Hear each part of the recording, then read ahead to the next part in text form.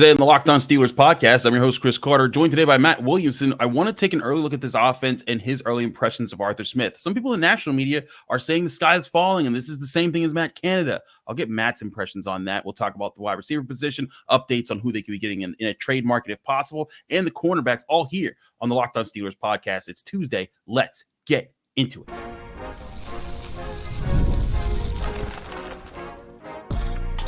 You are Locked On Steelers, your daily Pittsburgh Steelers podcast, part of the Locked On Podcast Network, your team every day.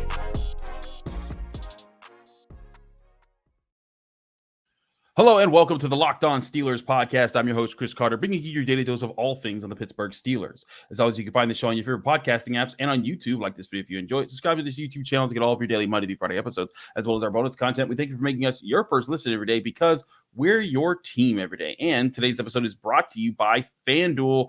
Now through September 22nd, all FanDuel customers can bet $5 and get a $3 free week trial or 3-week free trial for the NFL Sunday Ticket from YouTube and YouTube TV. Just visit FanDuel.com/lockedon to get started.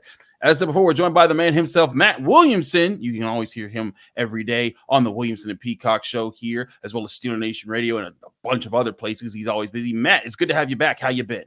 Great, man. How are you? Wasn't an easy watch the other day, but it's okay. We can dig into it. Absolutely. It was not an easy watch, as I got to sit there in the press box and just hear the collective groans of Acrisure Stadium as it was just a 9-3 preseason contest. But we should have hosted the post-game show. Listen, I watched you and Triv, from two booths down. I don't know if you could see me and Jerry and Ray making fun of y'all. Yeah. It's good times. But I wanted to talk to you about this because I do think there's legitimate criticisms of the offense and saying like, hey, the first team's offense has been out there for 2 preseason games. They haven't put up a single point yet, whether it was Justin Fields or Russell Wilson. And there are some in the national media who are now pointing and saying that this is the same offense they saw as last year. This is just Matt Canada all over again. Russell Wilson doesn't know how to read defenses, and he's doing that off of 5 preseason drives. And me, Matt, I'm on the chill side. I'm like, look, am I critiquing these things? Yes. I can say this small thing here didn't work. This small thing here didn't work. But I'm not ready to make sweeping judgments yet on a new offense with new quarterbacks, with a lot of different adjustments, all the things they've been going through in training camp. But am I missing something? Is the sky falling and I'm just not seeing it hit my head right now, Matt? I'm with you. And there's a couple of reasons why. First of all, anyone that was at the joint practice with the Bills 2 days before realizes this offense can hang with the Bills defense. And yes. Broderick Jones can actually block Greg Rousseau sometimes, at least. Right. I thought they got the better of the Bills defense. It was not an easy practice to watch. No, there was 8,000 things going on. Mm-hmm. But it wasn't like, well, let me stick with that. And this sounds like an excuse, but it's something I've just been kicking around. That practice was by far the best and most intense practice of camp, without question. I mean, it was against a high-quality opponent. And to me, it was almost like playing a game for a lot of those guys. And then they had to flip and play 2 days later. Yeah. And I don't think it should be a shock, the more I think about it, that both offensive lines really struggled. Like, the D-lines ruled the day, for both teams. No one wants to give the Steeler D-line credit because the O-line was so bad. But those guys can't rotate out. They're not as good as athletes. Like, right. D-linemen should win in a situation like that because you can keep them fresher. They're the better athletes. They're a wider variety of athletes. If there's a little bit of tiredness or hangover from that practice, it's almost like a worse version of playing Sunday than having to play Thursday. Right. So I think that can't be discredited because I think both those offensive lines, the Bills included, are better than they showed. Now, that doesn't excuse things. I do think the offense is concerning. But the fact that people think it's the same offense as last year are nuts. And frankly, they're probably just not studying it. It's not that they're nuts. I agree. But, if you were at camp for even a handful of practices, what they're doing schematically and what they're practicing is 1,000 times different and better than Matt Canada's. No, I agree entirely. And I mean, again, it's tough to relay that to fans who, are just watching it on TV, and then all of a sudden you see people popping up on Twitter with, look at this play and look at this receiver over here, and I don't think this is the right thing. And I'm like, guys, they're not throwing everything out there right now. And look, I'm a person. Exactly. Like the whole point is like Arthur Smith even acknowledged to us after the first preseason game why he's like, why did we call a lot of screens? Because we wanted to see how the screens would work, because they didn't work last year for this team. We wanted to make sure that these guys could practice it in a live environment. Those are things they're looking for. But like right now, like, I don't think we've even seen close to what the bread and butter of what the Steelers are going to try to do, even running the football. I think they've been trying different looks. They've been asked. One thing I've been noticing, I think they've been asking different guys to see, hey, can this guy get to this part of the second level? There's been tough angles that Zach Frazier has had to take at times. And I think it was to say, okay, let's see how he does in this situation. Let's see how, even man versus odd man fronts and different setups there. But I think Let me stop you super quick, because blocking angles are what I think Arthur Smith does the best. Yes. I mean, in the run game, creating favorable angles. Right. And that's where I think that's where you're seeing him right now. He's experimenting, he's studying, and this is where you'll see a different level than Matt Canada, because Matt Canada wasn't the guy who put that much into it. I think he had his playbook, he called his plays, and he expected things to happen. But Arthur Smith's the guy that's going to take in the information that they're getting here, adjust, and say, all right, these are the things that I think that we can use this week against this defense based off of what we've been studying. And that's where you'll see differences happen in the live action once the regular season gets going. Yeah, I think they're working on things. I don't think they're play sequencing, right. Calling this one to set it up later in the third quarter with a different look or whatever, because what kind of fronts or looks or checks they're going to get. And you're familiar with, and I think most of our listeners are, Dale Lawley and I host The Drive every day. Absolutely. It's a great show. I recommend it to everyone. Go check it out. But Dale had a really good example. Dale's got an extensive baseball background. I don't. So I'm just going to believe this. But he said a lot of pitchers in spring training or their version of preseason games will come out and just work on their curveball. You know what I mean? And pretty soon the hitters know there's a lot of curveballs coming, and they start rocketing them. But it helps them later in the season.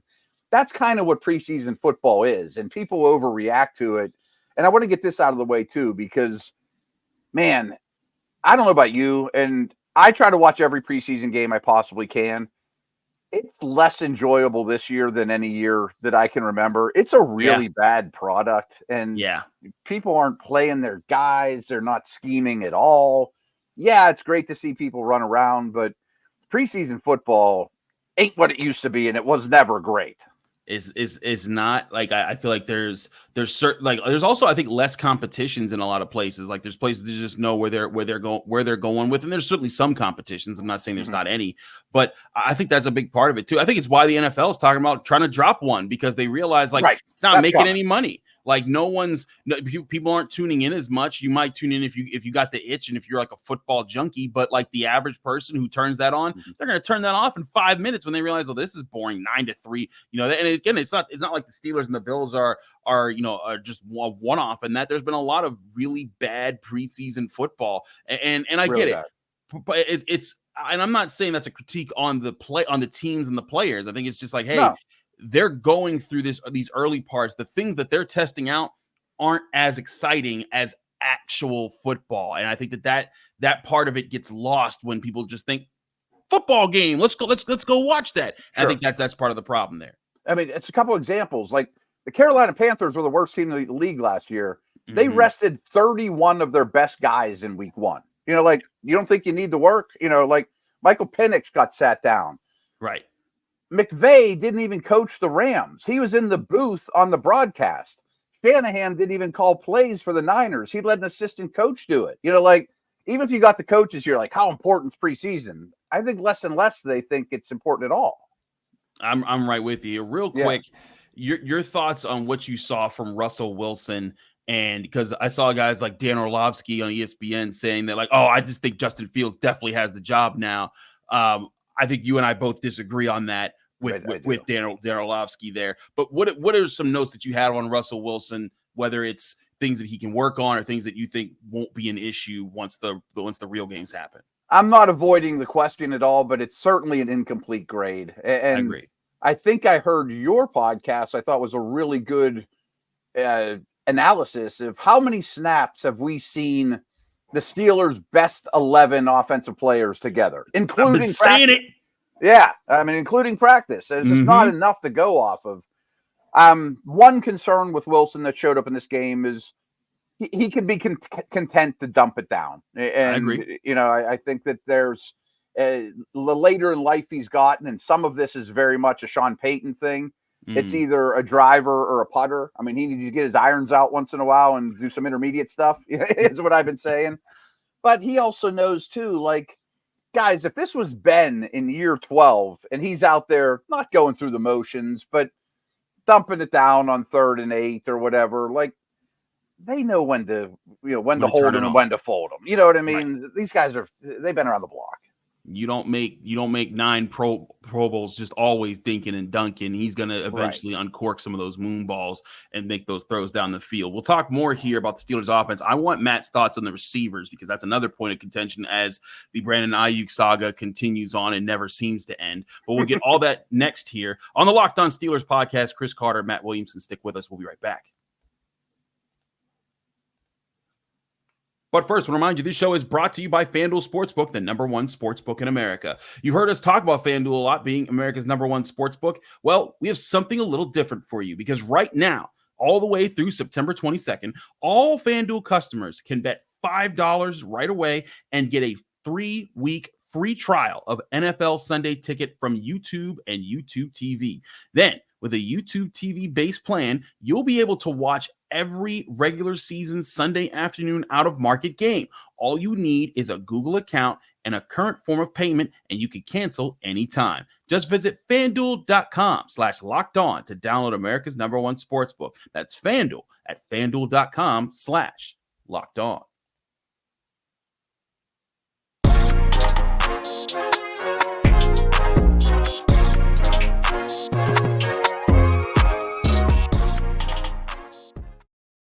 We're back here on the Locked On Steelers podcast. Chris Carter here with Matt Williamson.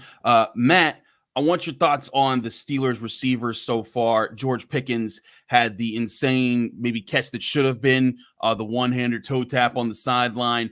I think that he's looking fine. I don't think too many Steelers fans are really worried about him. But what have you seen out of guys like Van Jefferson and Calvin Austin to show up and try to be the number 2 and 3 guys in this offense so far? One quick Pickens note that I think has been important for these 2 preseason games. They're scheming him up a lot better than they did in previous years too. You know, like I know it's dangerous to extrapolate, but if you extrapolate his snaps over the course of a game, I'm just saying you want that guy in your fantasy team. Like he would have a lot of production. Point to go along with you. I asked George about his deep ball routes, and he was like, yeah, I ran a lot of deep routes last year, but they were all 9s. Now they're different things. So even he's acknowledging, like, I'm being used differently. Even his rookie year, he led the league in go routes. Yeah. You know, like, and I understand that he was somewhat of a raw route runner, but they are moving him around. They're scheming him up. Like that's one difference that's clearly with the coordinator change. Van Jefferson's been a pleasant surprise because I kind of looked at when the season or when camp opened, I looked at it as Pickens and a bunch of number 4s. Yeah. Now I think Jefferson is a legit number 3 that's going to have to be a 2.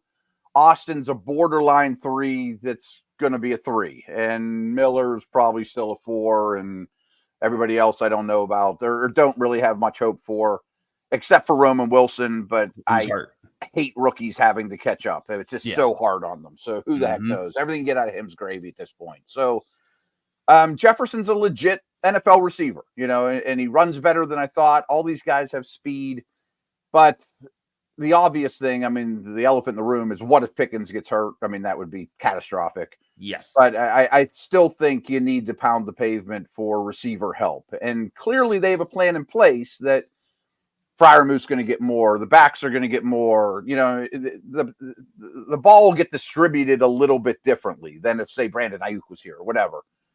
But I still think they're lacking talent there. I think it's still their weakest position. I'm sure Omar Khan would even tell you that. I mean, that we are forcing things a little with the number 2 receiver. But you can get by with it. I just don't think you can contend with the way it is. No, I think that that's the thing here is that there's, especially like if an injury happens to George Pickens, you need a number one wide receiver. I maintain that if you balance everything out, you don't need 2 star receivers on your team. You need a star receiver and then a really good one behind, a good one, a solid one that can catch the ball behind him. And maybe Van Jefferson, like you said, can kind of play like a +3. Like he can kind of like be the one that he's by de facto, he's just the 2 because he has to be. But to your point, I do think the Steelers, being in the market for another receiver still makes sense.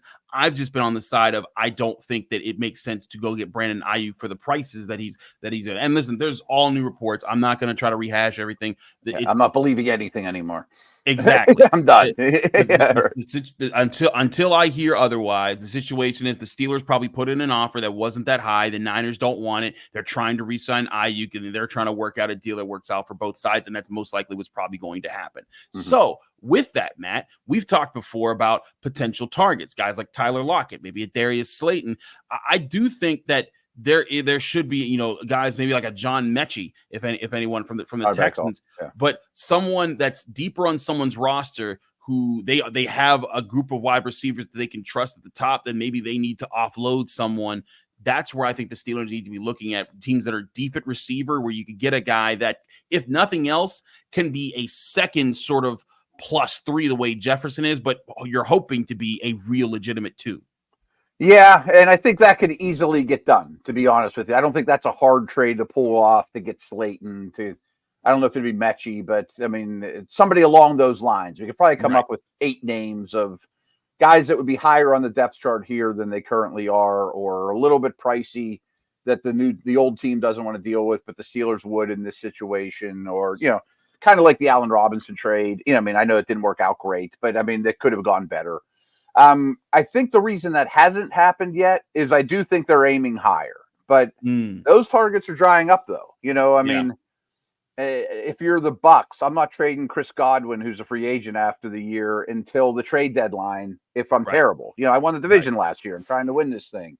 I think you could pry Devontae Adams away, but they probably think, well, we need to sell tickets in Vegas, and I don't know that there's going to be a lot of teams motivated to move a true starter on any team type of player. You know what I mean? So I know exactly what you mean. No, I know exactly what you mean. That makes a lot of sense. Teams that are holding on to guys like everyone wants to find their best deal. And when you have a really good player, you don't want to just give them up for pennies. And I know that Steelers fans think that that's that easy because, well, the Steelers traded away Chase Claypool and got Joey Porter Jr. for him basically with that pick. And Omar Khan, he's the con man. And look, Omar Khan has made some great moves. But Absolutely. I think part of what's led to those great moves has been his patience, has been waiting teams out. Kind of like how he's waiting out the Niners right now. I don't think that he's going to wait. He'll win this wait out. I think that they'll figure it out on their own and he won't reap the benefits. But this is the kind of pressure that I think he puts on teams to be like, hey, I know that you're in a situation that you don't like to be in. So I'm going to give you an option here. And I'm going to try to wait you out and see if you're silly enough to take this, like the Bears giving up their actual top of the second round pick, for Chase Claypool, a guy that now is already about to miss the whole season with the Bills and he can't stick around anywhere. So I feel like a lot of GMs are trying to do things like that. And so that's where I do look around and I say like, okay, which teams are looking to move on from somebody to try to get something for them. And that's always a tough thing because there's not a simple database where you can just pull up guys that want to be traded and just plug it in your computer and look at that list. But I do think the Steelers, they probably have a short list of guys that they would go after. I agree. And maybe it takes a team to lose their first 2 or their first 3 or whatever to say, let's turn this guy into a draft pick or something along those lines. But I very much to reiterate what you just said about Omar Khan, by no means do I think he's being inactive or sitting on his hands or ignoring the situation. I think he's playing his cards to the best of his ability, which is the patience. Absolutely. And again, when he's played his card, that's the other thing. Sometimes it's like the whole, know when to hold him, know when to fold him. Sometimes it's the best plays are when you fold him and you don't do something that then destroys your franchise or sets you back in some years. But when you make your actual play and making it the right time, that's been important. And I think that's been the thing. And I know it's just been a couple years for Omar Khan, but so far I think the ones that he's folded that we won't learn about, but the ones that he's played, I think he's been figuring it out pretty well so far at that pace. Agreed. I'm very, very impressed with the way he team builds, his big picture thinking. Obviously, his cap background is evident as well in where they spend their money. Like when you draft 2 tackles back to back, like I think that they have every intention, assuming they turn into good players, that they'll be 10-year Steelers. They'll have two contracts, 3 contracts. Like they're going to spend money on tackles. He's not going to draft a running back in the first round. You know what I mean? Right.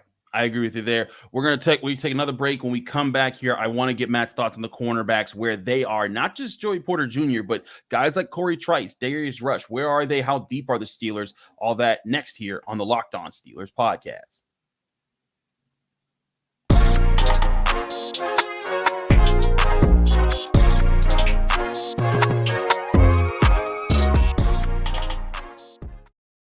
We're back here on the Locked On Steelers podcast. Chris Carter with Matt Williamson. Matt, let's get to the cornerbacks. Before we get into the depth, guys, I want your thoughts on Joey Porter Jr. He hasn't been a source of like supreme playmaking, but I think that sometimes that's the really good thing, because that means that no one's getting much on him. Have you liked what you've seen out of him from camp into the first 2 preseason games? Yeah, like I wouldn't say, boy, he's dramatically better, because he was really darn good last time we saw him too, And I think in a way they're saving his best for the regular season as well. Like he's not going to travel with anybody or scheme anything up, where week 1, I bet he follows Drake London all over the field, and that's going to be a really good battle, and so I have no concerns with him at all. He was really high amongst any defensive player with penalties. And he's had 1 or 2, I think he had 1 in the first game. That's my one area of concern, but his style of play is always going to lend itself. I mean, like Snead with the Chiefs, I think is the only corner that had more penalties than him, because they're physical press man, beat you up type guys. Yeah, I mean, it's how they play. But he needs to understand, and he'll probably get fewer. You know how this league works too. The rookies aren't going to get the benefit of the doubt, and so that'll get better. I think they're fine at the number 2 corner spot. I know a lot of people blame Jackson because they should never trade Donte. Look how bad they are at corner or receiver, and it's Jackson was going to get cut, and I don't know all that, but I think he's a starting corner and greatly improves their team speed there, which was really really lacking. The slot situation scares me. I mean, if you have to keep Beanie Bishop out of this game because he's slightly banged up because you're worried that if he gets hurt that you have nothing, that's a concern to me, an undrafted free agent, although he's an impressive one. I was more concerned about the 3rd corner spot a couple days ago than I was after this game, because I think Rush is stepping up. I think Rush is ahead of Trice, ahead of the other guys. I have more faith in him now the more and more I see him. But it sure would be nice to have a not suspended Cam Sutton as your 3rd and your slot, and unfortunately we have to wait a couple months for that. I wouldn't be shocked if a veteran slot gets cut and they claim him. I mean, and that happens. I mean, that's not a hard position to find. It's not. I mean, heck, they've been trying to do that for years now with guys they're finding around. And I feel you at the slot position. I was going to ask you about Beanie when he didn't play. I was like, that's a question there, because he's kind of the guy that you've designed for that position. But I was bringing up like I wouldn't be shocked if they even. I think Shannon Sullivan's still a free agent. Like if you need an emergency, it's like, look, buddy, you know the system.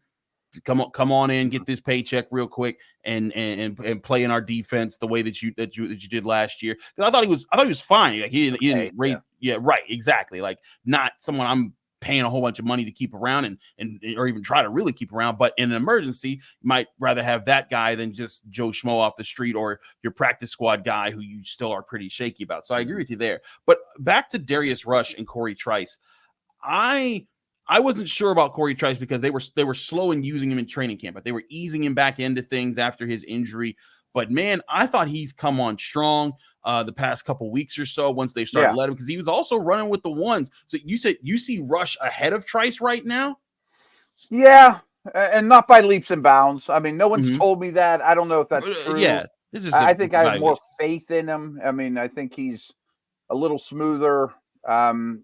I've said all along that Rush and Trice are kind of the cherry and whipped cream on top. If you get anything out of either, it's a bonus because you didn't invest anything in either. Right. It looks like they'll both make the team. I hope they don't get tested, against the Bengals when one of them has to guard T. Higgins all day, and and that's just bound to happen. I mean, that's the way this league is. But I don't feel. Again, I'm not avoiding your question. I don't feel like I have a great scouting report on Rush and Trice. Okay. But I'm growing fonder of both, but I prefer Rush at the moment.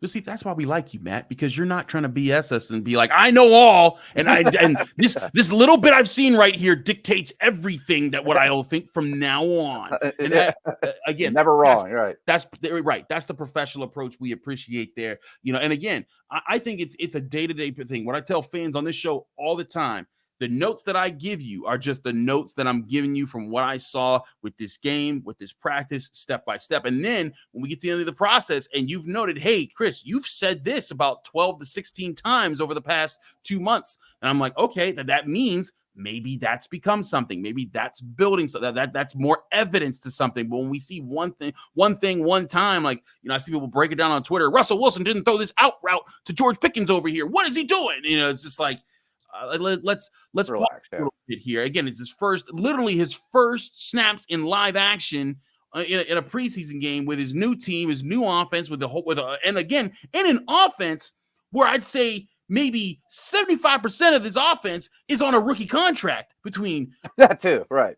Broderick Jones, Troy Fautanu, Pat Freiermuth, George Pickens, Najee Harris, Jalen Warren. Like, you just go down the line. Frazier, yeah. It's Frazier. It's hard to find. It's Isaac Seumalo, James Daniels, and that's about it. Van Jefferson, who's a semi-starter, right? Yeah, right. And so, like that's a big part of this too. Is that you are hoping that these group of young players, it takes them longer to gel, but then expecting them to do all that. So again, I know we were talking cornerbacks there, so that's why I'm not asking for the concrete who is better right now. I like Trice better than Rush right now, but I also agree with you. I get it. It's not something that I think is like demonstrably either way. It's just kind of, hey, I've liked this, I've liked that. Let's see how they keep playing. Totally agree. I mean, I think they're on the same tier, about the same spot in their careers. I think they're pretty much equal talents, in terms of physical abilities. So we'll see. I still think there's a lot of football ahead of both of them. And here's the other good thing.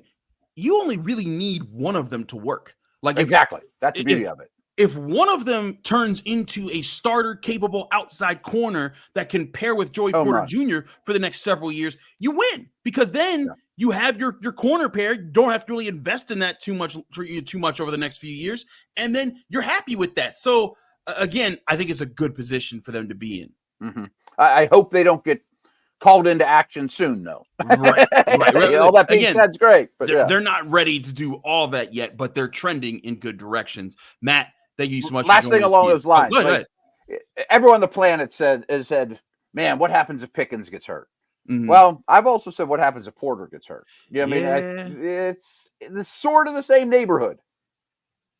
Joey's very important. It's funny. Dave Damashek said the same thing. I was on his show last week, and he was like, I said, like, the guy that the team can't lose, and I said I'm gonna go with the chalk answer, TJ Watt, because if he goes down, it just that you kill having the best defensive player in football. But if Joey Porter, he said Joey Porter Jr. I was like, that's a good point, because Joey's really good, and without him, all of a sudden, I'm starting to feel very Antoine Blakey, and Ross really back to those days again. So replacement level guys, exactly, absolutely. Matt, thank you so much for joining us here on the Locked On Steelers podcast. Let people know they can find you, follow you, and get more of your work. At Williamson NFL on Twitter, you can find everything there. Absolutely. He's Matt. I'm Chris Carter. Thanks so much for tuning into the Locked On Steelers podcast. Follow me on Twitter, Instagram, and TikTok at Carter Critiques. Read my work at the Pittsburgh Post-Gazette, post-gazette.com, including my film study on Broderick Jones and what the Steelers can do to better help him. And as always, check me out every Monday through Friday right here on the Locked On Steelers podcast. We'll see you tomorrow after Steelers practice on the South Side here on the Locked On Steelers podcast.